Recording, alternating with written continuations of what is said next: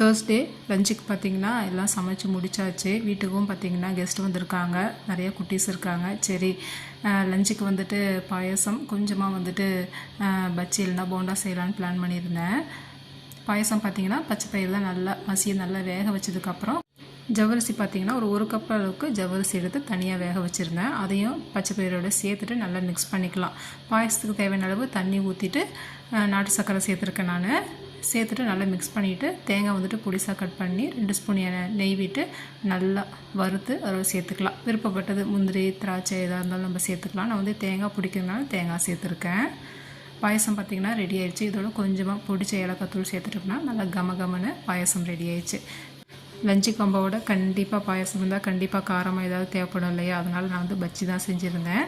உருளைக்கிழங்குனால உருளைக்கிழங்கு மாதிரி ஸ்லைஸ் பண்ணிவிட்டு பஜ்ஜி போட்டிருந்தேன். பஜ்ஜி போடும்போது மாவில் கொஞ்சமாக சூடான எண்ணெய் விட்டு பஜ்ஜி போட்டோம்னா நல்லா மொறு மொறுன்னு கிறிஸ்பியாக இருக்கும்.